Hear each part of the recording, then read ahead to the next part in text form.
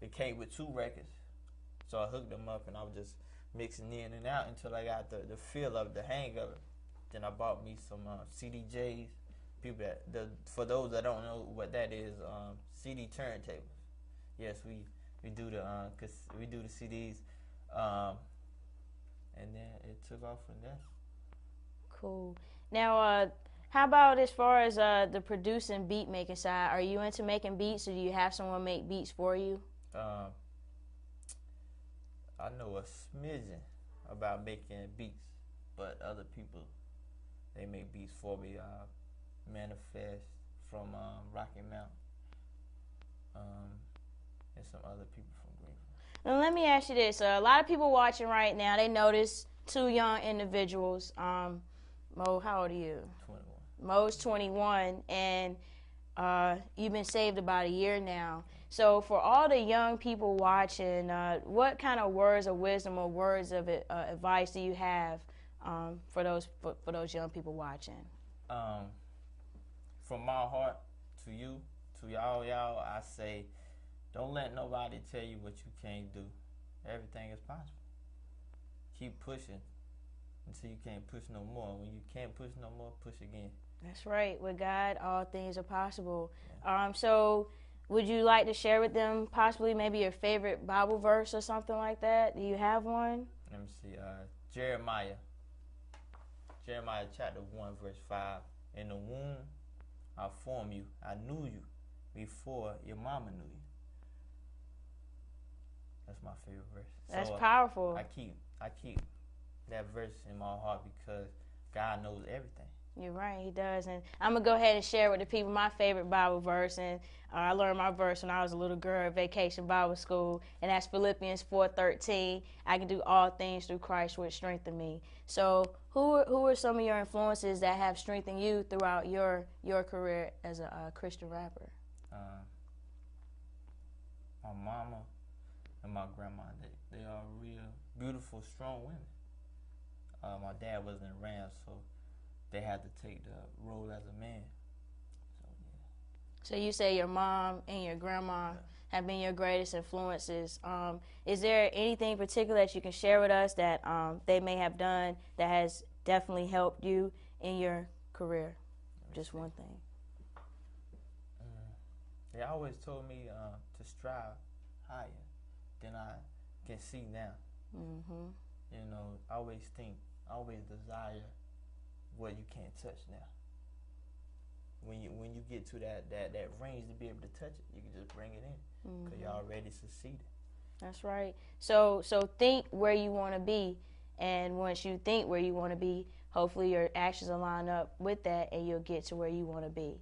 All right. So stay tuned with K-Town Happenings. We'll be back in a few minutes. Don't go anywhere.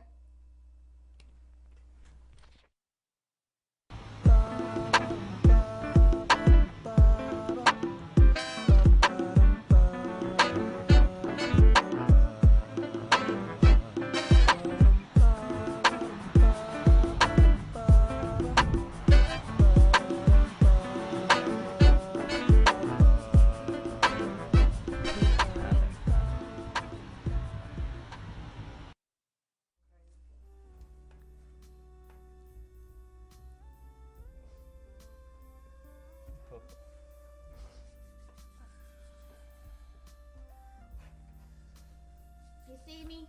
Yes. On TV? In 3D? They got me on TV.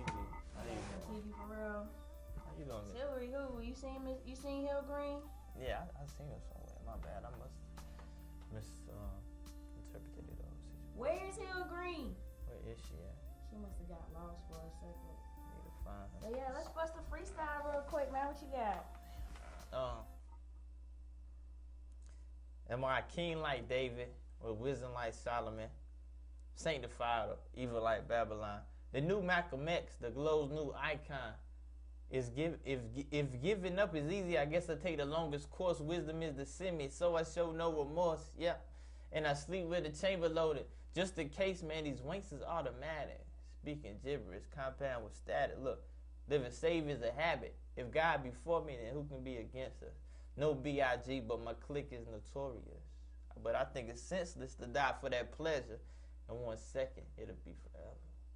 Wow, that was hot. I can't even top that. I ain't gonna try. Man. You know, just sitting here bugging out. I'm still looking for Hill Green. Hopefully she'll be back in a few minutes. I think Stepped she's out in there somewhere. Yeah. She need to come back. I know that's right. I guess we taking over the show today then. We take. Hey guys, this is my teenage friend Rachel. She's cool. Hey. Hey, could you watch the road? Hey, could you watch the road? Okay. All right, well, if we die in a car crash, I want to donate my eyes to my neighbor Gary. He has a boat, and he sails all around the world. I would love to see that. I don't know if he actually needs eyes, but who would turn on a free pair of eyes, right? Who's that rich?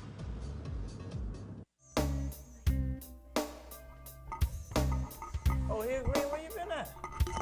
Yeah, I had to take a quick rest break. Yeah, I know, man. Replenish my fluids. Had to give me something to drink. You know, I was a little thirsty. We've been talking up a storm up here. You know. Hey guys, this is my teenage friend Fred. Rad! Hey, pal, you want to pay attention to the road? Relax, man, I got it. Look, my man, if your bad driving gets me killed, you better hope you die too, or I will haunt you silly. And I'm not just gonna float over your bed like, woo! I'm gonna be making a more annoying noise, like, ah! And instead of wearing those long white robes, I think I'll wear something more form-fitting and upsetting. The other ghosts will look and be like, wow, we've never seen that before. And welcome back to K-Town Happenings. I'm your host, Hill Green, here in the studio with Moe Soundz. Glad you were able to return with us. So, Mo, let's talk real quick about Christian living. I mean, we're young people. We're trying to do the best we can for Christ. All right. Tell us how it is for you. When I first got saved, it was a struggle because there's so many different teachings out there, and you can get so confused when you first get into something. And so I had to slow it down and actually read the Bible for myself. I tell anybody, don't just listen to your pastor. Read the word for yourself. You're right. You're right. And as you're talking about, you know, so many different teachers out there, it makes me think about that paper I was telling you I had to write about 1 John. And John, he was talking about the agnostics, or a group of people who denied that Jesus Christ came in the flesh and stuff like that. So you're right. You have to be careful. You have to read the word for yourself. How often do you read? How often do you think we should read? On a good day, probably about 3 hours. I just read the stories, and you know, I get some of the verses, the scriptures, and on the bad day, probably about 30 minutes, an hour. And I believe that every individual should at least read 30 minutes or an hour, but if you can't, just get a Bible verse and memorize that. You're right. And that'll take you a long way. You're exactly right, man. I mean, it's something about that word, man. Like, once you learn it, it's like it can't be separated from you. Like, right now as we're sitting here and speaking, I'm thinking, the word have I hidden in my heart that I might not sin against me. I mean, sin against thee. You're right. So you got to get into that word. Do as best you can. So, do you do any preaching? I mean, I know you have the rap as your ministry, but do you actually get out, like, you know, behind a pulpit? Are you an ordained minister or anything like that? No, I don't preach on a regular basis, but I have preached before, once. And I talked to the youth about motivation and how to read the word and how to pull out of it. Now, since you've been saved, what are perhaps some of the greatest feelings that you've had? I mean, explain to us maybe some of the little changes that you've gone through.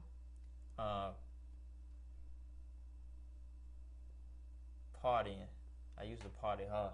Okay. Like I said earlier, I used to be a DJ. And when I went in there, I was going to party, you know, and sex was a big issue. We don't love to do it. Right. You know what I mean? So I had to back up. From that, because that's one of the commandments. You know, you don't want to commit adultery or defile anybody else's spirit. You know, I'd rather wait to get the whole thing, not a piece of the pie. That's right. I agree with that. Now let me ask you something. I'm not trying to put you on the spot or whatever, but do you remember